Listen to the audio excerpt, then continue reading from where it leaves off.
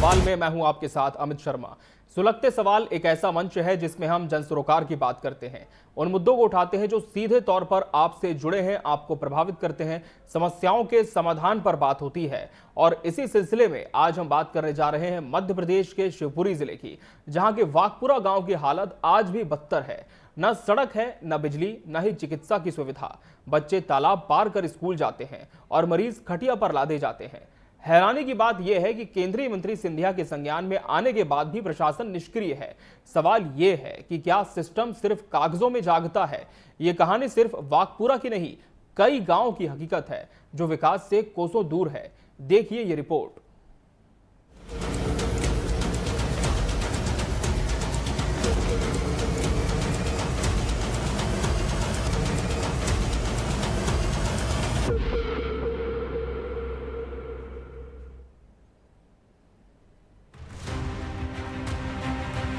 मध्य प्रदेश के शिवपुरी जिले के खनियानधाना जनपद पंचायत के अंतर्गत आने वाले ग्राम बहर्रा का मजरा वाकपुरा आज 21वीं सदी में भी मूलभूत सुविधाओं के लिए तरस रहा है। यहाँ के निवासियों को हर दिन अपनी जान दांव पर लगाकर जीना पड़ता है। न सुरक्षित रास्ता है, न बिजली। बच्चे 3 फीट गहरे तालाब के पानी से होकर स्कूल जाते हैं तो मरीज खटिया पर लद कर इलाज के लिए निकलते हैं। जब केंद्रीय मंत्री ज्योतिरादित्य सिंधिया ने खुद संज्ञान लिया तो भी प्रशासन की नींद क्यों नहीं टूटी? ये केवल एक गांव की कहानी नहीं, बल्कि हमारे सिस्टम पर एक गहरा प्रश्न चिन्ह है। खेतों से होकर गुजरने वाला पुराना रास्ता अब बंद हो गया है। अब उनके पास एकमात्र विकल्प है 3 फीट गहरे तालाब नुमा पानी से होकर गुजरना। सोचिए, छोटे बच्चे हर दिन अपनी जान जोखिम में डालकर स्कूल जा रहे हैं। बरसात में तो स्थिति और विकट हो जाती है जब तालाब का पानी जानलेवा हो जाता है। यहाँ पे सड़क नहीं डल रही है, तो हम पानी में से जाते हैं तो स्कूल नहीं जा पा रहे हैं। हाँ, सड़क डल जाए। रास्ता ही नहीं है, बच्चे की तबीयत खराब है तो कोई वाहन आने की तो सुविधा है नहीं, तो फिर खटिया पे लेके जाना पड़ता है। तो अभी कहाँ लेके जा रहे हैं? उसको हॉस्पिटल लेके जा रहे हैं। हॉस्पिटल लेके जा रहे हैं। ये बच्चे कैसे स्कूल कैसे जाते हैं? स्कूल सर ऐसे ही निकलते नहीं, उधर आगे माँ पिता पहुँच जाते हैं तो उनको टांग टांग के बाहर निकालते हैं। तालाब से निकलने का कोई रास्ता नहीं। तालाब में से निकल? हाँ, तालाब में है। बाकी ये खेत हैं तो मतलब निजी पट्टे हो चुके हैं। हम यहाँ से 70 साल से रह रहे हैं। इसके बाद 14 साल पहले यहाँ से पट्टे हो गए तो उन्होंने अपना कब्जा जमा लिया, तो थोड़ा वो अपने खेत से निकल लें। सर इसमें हमारे लिए ना तो कोई बीमार हो जाता है तो ना एम्बुलेंस आती है इधर, और ना कोई पढ़ाई के लिए बच्चे जाते हैं तो पानी में और निकलना पड़ता है, कोई रास्ता नहीं है। इसके बारे में किसी जनप्रतिनिधि को बताया आपने? हाँ सर, बताया था, तहसील में आवेदन दिया था और सिंधिया जी को दिया था, कलेक्टर को दिया उनने, फिर कोई रास्ता की सुनवाई नहीं हुई है। क्या आश्वासन दिया कलेक्टर साहब? सर कोई वाह ही नहीं, हमें कोई पता नहीं है सर उसमें। बच्चे स्कूल कैसे जाते हैं? सर जो पानी में और निकलते हैं तालाब के वहाँ में, और कोई रास्ता नहीं है। यहाँ पे पट्टे हो गए हैं तो कोई निकलने नहीं देता है। क्या ये सामान्य बात है कि एक बीमार व्यक्ति को इलाज के लिए खटिया पर लिटाकर इस जोखिम भरे रास्ते से ले जाना पड़े? ये किसी सदियों पुराने किस्से जैसा लगता है, लेकिन ये हमारे आज के भारत की सच्चाई है। ग्रामीणों को बाजार जाने के लिए भी इसी मौत के कुएं से गुजरना पड़ता है। सवाल ये भी है कि क्या इन जिंदगियों की कोई कीमत नहीं? घर से बच्चों को पढ़ने के भेज रहे, बगल में तालाब पड़ता है, रास्ते में बच्चों के साथ कुछ भी हो जाए तो कोई समस्या। बहुत परेशानी है रास्ता की। क्या है परेशानी बताइए? रास्ता नहीं है, कहीं कोई तकलीफ हो जाती है तो हमें करने के लिए रास्ता नहीं है। ग्राम पंचायत सरपंच ने भी पुष्टि की है कि वाकपुरा के लिए कोई सरकारी रास्ता है ही नहीं। ग्रामीणों ने कई बार प्रशासन को गुहार लगाई, यहाँ तक कि केंद्रीय मंत्री ज्योतिरादित्य सिंधिया तक पत्र लिखा गया। सिंधिया ने 2 अक्टूबर 2024 को इस मामले का संज्ञान लिया और संबंधित अधिकारियों को पत्र लिखकर रास्ता खुलवाने और बिजली व्यवस्था सुनिश्चित करने के निर्देश दिए। मेरे को विदित हुआ है, एक 2022 में आवेदन भी दिया है। पूर्व तहसीलदार साहब रहे होंगे, अभी तक कोई ध्यान नहीं दिया है। अभी मेरे संज्ञान में ये मुद्दा आया है और वास्तविक ये मुद्दा बहुत गंभीर है। पानी में होते हुए बच्चे जो जा रहे हैं और मरीज भी कोई एक चारपाई के ऊपर होते हुए ले जा रहे हैं, और ऊपर जो है बहुत बड़ी विद्युत लाइन है, शायद 33 kV की विद्युत लाइन भी गुजरी है। तो मैं तो ये कहूँगा किसी भी तरह से मैं तत्काल पटवारी को लेकर के उसकी जांच भी करूँगा, और जितना जल्दी हो सकेगा मैं जो है इस चीज़ का बहुत जल्दी हल निकाल करके तत्काल कार्रवाई करेंगे अपन और लोगों को निजात दिलाएंगे। लेकिन सवाल ये है कि केंद्रीय मंत्री के सीधे हस्तक्षेप के बावजूद आज तक कोई कार्रवाई क्यों नहीं हुई। जब प्रशासनिक अधिकारियों से पूछा गया तो उनका रटा रटाया जवाब था, मामला आपके द्वारा संज्ञान में लाया गया है, जांच कराएंगे। ये आप ही के द्वारा संज्ञान में अभी लाया गया है, मैं इसकी जांच करा लेता हूँ और इसमें श्रीमान तहसीलदार साहब से भी बात करूँगा कि चूँकि अतिक्रमण का मामला है तो अगर रास्ता खुल जाएगा तो हम इसमें आने जाने की आवागमन की सुविधा के लिए रास्ता बनवा देंगे। सर, इसमें गांव वालों ने पूर्व में 2024 में सिंधिया जी को भी लेटर दिया था, जिसमें कलेक्टर साहब को लिखा था, क्या वहाँ से कोई पत्र वगैरह आपको मिला? नहीं, अभी तो मेरे संज्ञान में नहीं आया है, लेकिन फिर भी मैं इसको पूरा विधिवत जांच करवा के इसमें कार्रवाई करूँगा। रास्ते की जद्दोजहद के साथ साथ वाकपुरा के ग्रामीण बिजली न होने की समस्या से भी जूझ रहे हैं। और तो और गांव के ठीक ऊपर से हाई टेंशन लाइन निकली हुई है जो हर पल मौत का खतरा लिए खड़ी है। अंधेरे में कीड़े मकोड़ों और सांपों का भय तो रहता ही है, लेकिन उस हाई टेंशन लाइन का डर सबसे ज्यादा सताता है। क्या ग्रामीण हमेशा इसी अंधेरे और खतरे में जीते रहेंगे? क्या उनके बच्चों को कभी बिजली के उजाले में पढ़ने का मौका नहीं मिलेगा? वाकपुरा के ग्रामीण एक बार फिर प्रशासन से इंसाफ की गुहार लगा रहे हैं। गांव में बिजली की व्यवस्था सुनिश्चित की जाए ताकि हाई टेंशन लाइन का खतरा टले और ग्रामीण आधुनिक युग की मूलभूत सुविधाओं से जुड़ सकें। ये सिर्फ सड़क और बिजली का मामला नहीं है, ये मानवाधिकारों का हनन है। क्या प्रशासन तब जागेगा जब कोई बड़ी दुर्घटना होगी? क्या इन बच्चों की जिंदगी इतनी सस्ती है कि उन्हें ऐसे ही मौत के मुंह में धकेला जाता रहेगा? ये सवाल पूरे सिस्टम से है और इसका जवाब जल्द से जल्द मिलना चाहिए। Bureau report, TV 24 news.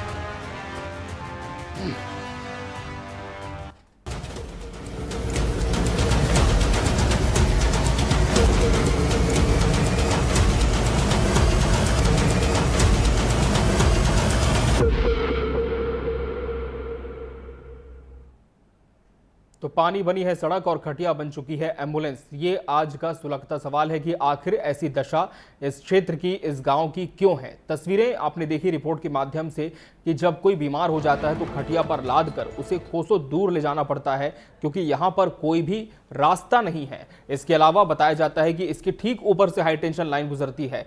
जरा सोचिए कि अगर हाई टेंशन लाइन टूटकर किसी तरह से पानी में गिरती है तो कितना ज्यादा ये जानलेवा हो सकता है यहाँ के ग्रामीणों के लिए, खास करके उन बच्चों के लिए जो हर रोज इसी रास्ते से स्कूल आना जाना करते हैं।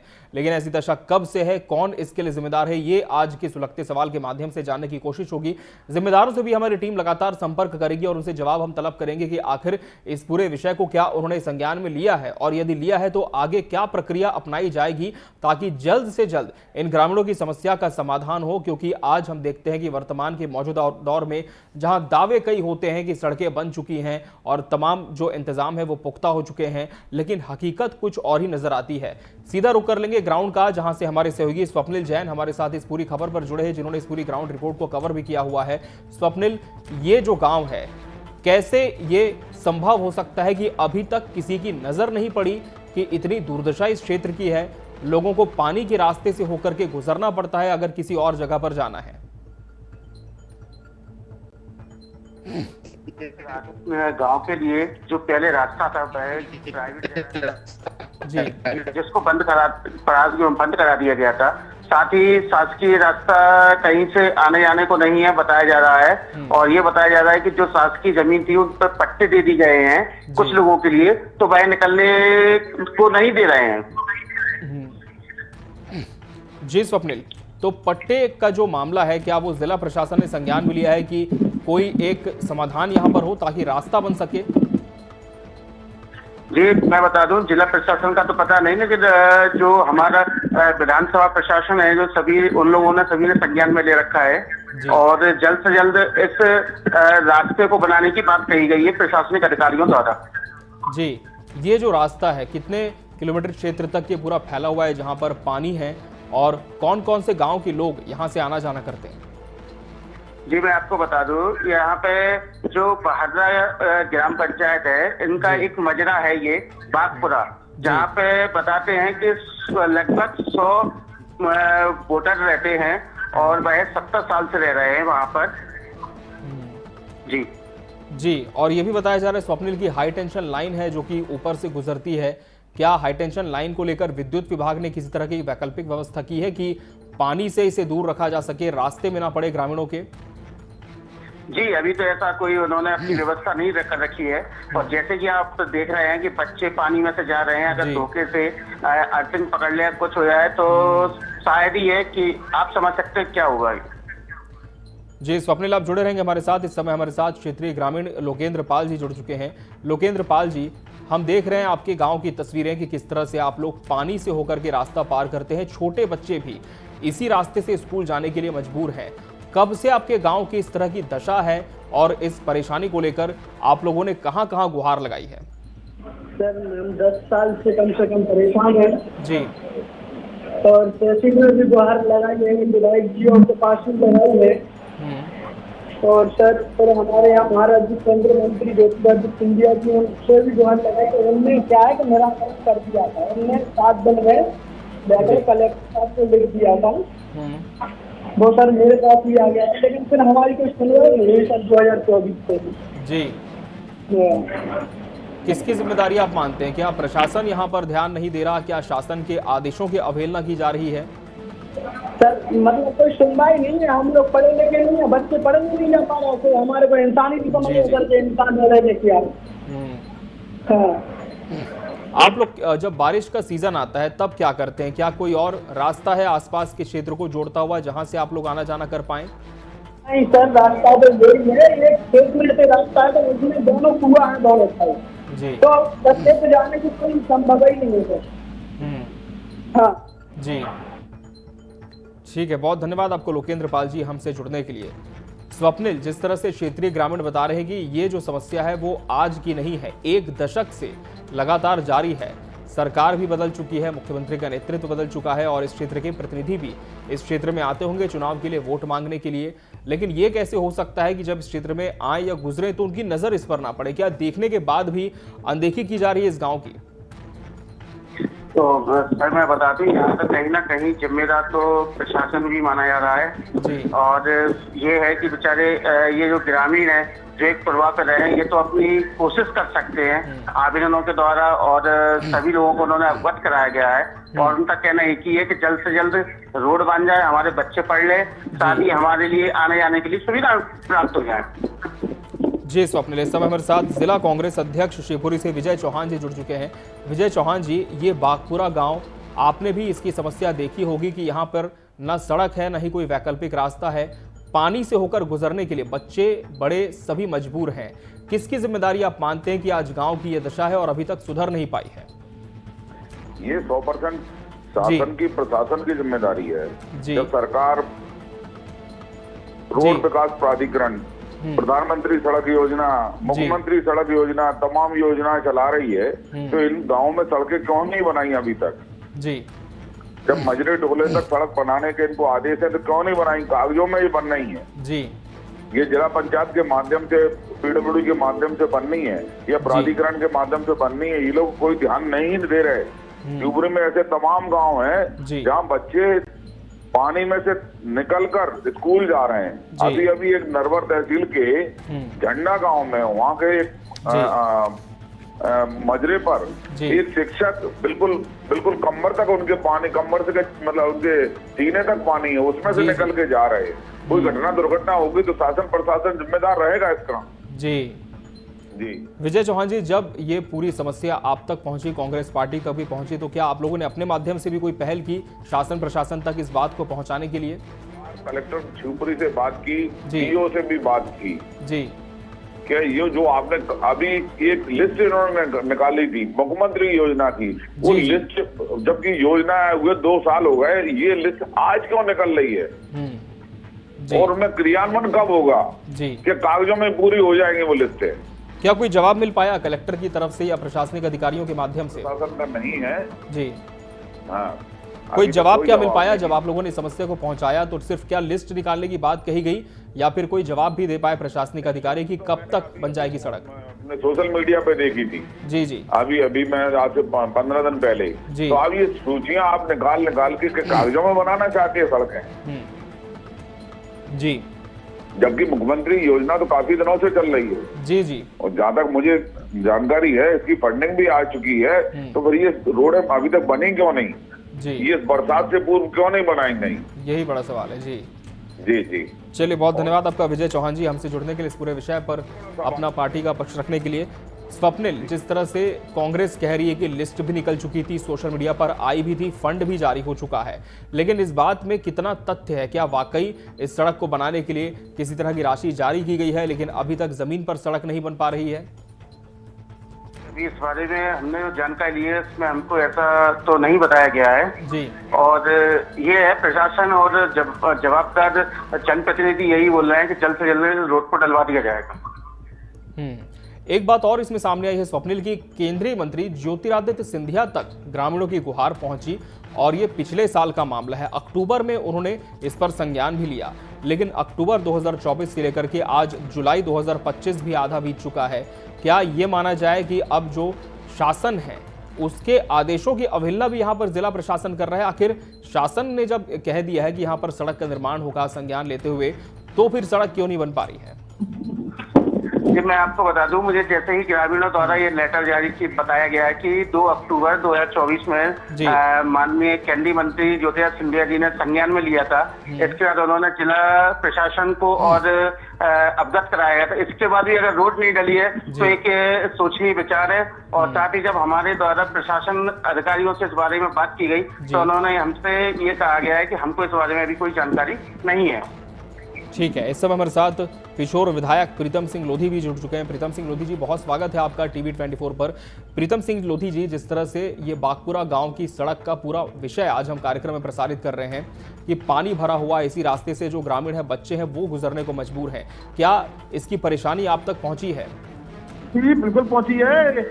यहाँ एक हमारी समस्या रही है पिछोर विधानसभा की, क्योंकि 30 साल से यहाँ कांग्रेस का विधायक रहा है जी। 30 साल में कांग्रेस के विधायक ने इतना कचरा फैला दिया है इस पिछोर विधानसभा में कि हमको समेटते समय लग रहा है। लेकिन हम ये वादा करते हैं, अभी हमको हमारे परिवहन मंत्री है, जो सड़क मंत्री है हमारे गडकरी जी, उनने 50 करोड़ की रोडें दी है आदिवासी और जाटव समाज, जो गरीब समाज है उनके लिए जी। 50 करोड़ की दोबारा फिर ली है।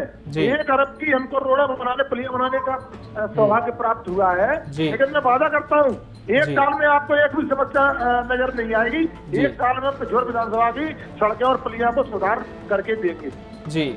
बिल्कुल प्रीतम सिंह जी, जिस तरह से आप कह रहे हैं कि कांग्रेस के शासनकाल में बहुत ज्यादा यहाँ पर अनियमितताएं देखी गई, कोई संज्ञान नहीं लिया गया जनहित के मुद्दों पर, लेकिन पिछले 1.5 साल से तो आपकी सरकार है, क्या माना जाए इतनी देर क्यों हो गई इस विषय पर संज्ञान लेते लेते? बना दी है, कितनी मंजूर करा के लाए 1.5 साल में जी, क्योंकि 6 महीने बाद तो तुरंत लोकसभा चुनाव आ गए थे। तो कम से कम 1 साल बची हम पे। 1 साल में प्रस्ताव आए, हमने पूरी स्वीकृतियां ली, हमने सड़क कौन सी कहाँ से कहाँ तक है उसकी हमने नपाई तुलाई करवाई, और एक 4 अरब की हमको गडकरी जी ने हाईवे दे दिया पिछोर के लिए जी। तो सोचिए कितनी बड़ी सौगात दी है भारतीय जनता पार्टी ने पिछोर के लिए।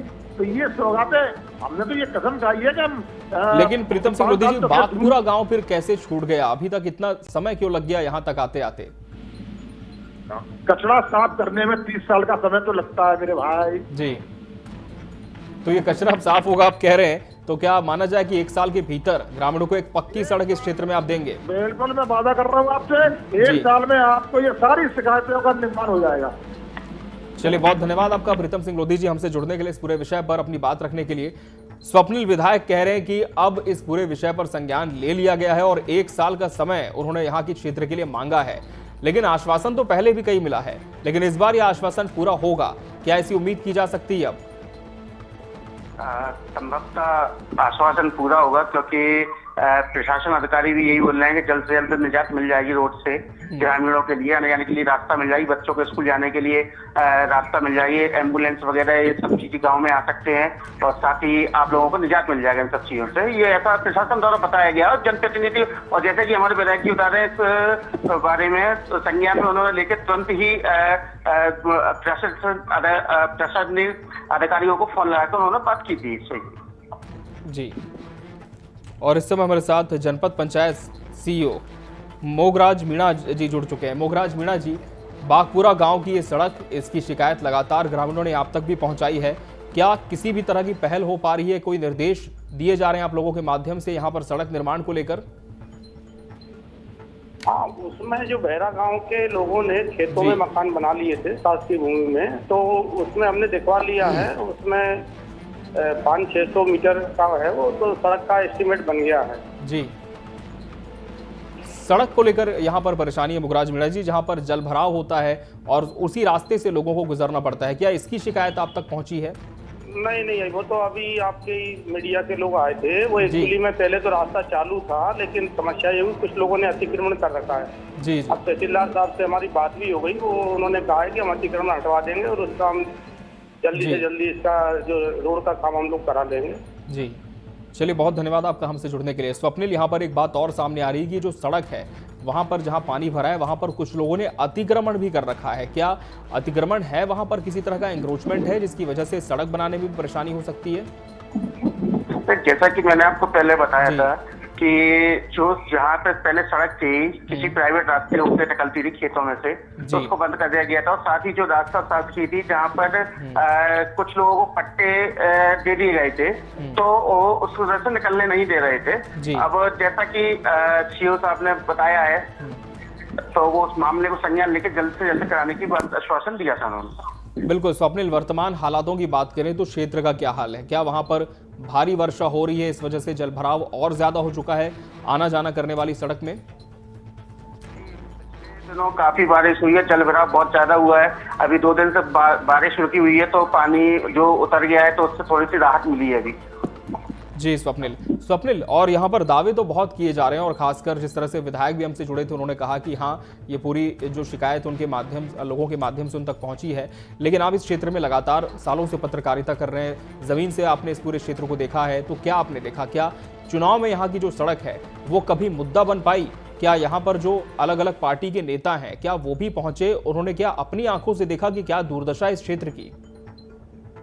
जी, मैं आपको बता दूं कि चुनाव में तो मुद्दे काफी होते हैं हर प्रकार से देखे जाए तो मुद्दा सबसे बड़ा पानी, रोड का हमेशा रहता आया है, और जो काफी समय से तो पूर्ति होती आ रही है धीरे धीरे इनमें। वो आने वाले समय में हो सकता है तो बचे नहीं मुद्दा जल्द से जल्द जी। इस समय हमारे साथ तहसीलदार खनियान राम नरेश आर्य जी जुड़ चुके हैं। राम नरेश आर्य जी, बागपुरा गांव की सड़क जहां पर जलभराव है वहीं से लोग आना जाना करते हैं, क्या इसकी शिकायत आप तक पहुंची है? कोई पहल की जा रही है कि सड़क का निर्माण हो और ग्रामीणों को समस्या से समाधान मिल सके?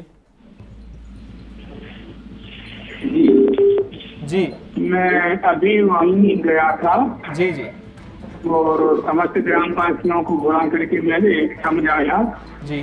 वहाँ पर जो है तालाब के पास जो तलैया बनाई है सरपंच के मंदिर निधि से, पंचायत निधि से, उसके को जो है पार है, ऊपर जो है बरसात खत्म हो जाने के बाद सीओ साहब को बता दिया है, तो वहाँ से रास्ते का निर्माण करके इन लोगों को निजात दिलाई जा सकती है।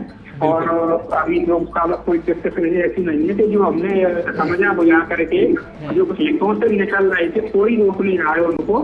अपना अभी फिलहाल जो बरसात जो पानी छूटता है तब तक अपने शासन में करे, कोई किसी को बता दिए सब सहमत है। तो मैं जैसे बरसात खत्म होती है, माननीय विधायक महोदय जी के बोल में काफी पैसा है मद में, तो इनकी रोड बन जाएगी। बिल्कुल, लेकिन इसके निर्माण की प्रक्रिया कब तक शुरू हो सकती है? क्या बारिश के बाद काम शुरू होगा? किसी तरह का आप लोगों ने प्रपोजल तैयार किया है? कोई डीपीआर इस पर रेडी हो पाया है अभी तक? सरपंच से ही बात ही, सरपंच में कह रहे बरसात के बाद जो है हमारा पूजन काम कार्य हो, मैंने वो भी चालू हुए और बरसात में ऐसा हो जाए। तो मैं ठीक है भाई, अपना सामंजस्य अपना काम करो जितना आराम में कर सके। ये तो उन्होंने घर पर कर दिया है, नाश्ता अभी में देखा है चली है, तो ऐसा नहीं करना चाहिए कि भाई हम 20 साल से परेशान, अभी ठीक है 20 साल से परेशान, तो उसको बताना तो चाहिए था। अभी हमारे संज्ञान में आई बात को, तो मैंने उसको देखा और मैंने कर दिया, मान गए सब लोग। चलिए, बहुत धन्यवाद आपका राम नरेश आर्य जी हमसे जुड़ने के लिए। तो ये थे तहसीलदार खनियान से राम नरेश आर्य, जिन्होंने कहा कि इस पूरी समस्या को लेकर हमें भी बहुत ज़्यादा खेद है और इस पर अब निर्देश भी दिए जा चुके हैं, तो जल्द से जल्द सड़क की जो समस्या है उसका समाधान हो पाएगा। हमारे साथ स्वप्निल जैन जी भी जुड़े हुए थे। स्वप्निल, बहुत शुक्रिया आपका हमसे जुड़े रहने के लिए, इस पूरी खबर को आपने पहुंचाया शासन प्रशासन तक, इसलिए आपका बहुत धन्यवाद। तो पानी बन चुकी है सड़क और खटिया बनी है एम्बुलेंस, लेकिन अब उम्मीद की जा रही है कि कहीं ना कहीं एक विकास की जो रोशनी है इस क्षेत्र में प्रकाशित होगी, प्रज्वलित होगी और आने वाले समय में पूरी उम्मीद है। जिस तरह से विधायक ने आश्वासन दिया, प्रशासनिक अधिकारियों ने कहा कि हाँ, निर्देश प्राप्त हो चुके हैं, मद भी है सड़क को बनाने के लिए और जल्द से जल्द यहाँ पर एक अच्छे रास्ते का निर्माण हो जाएगा।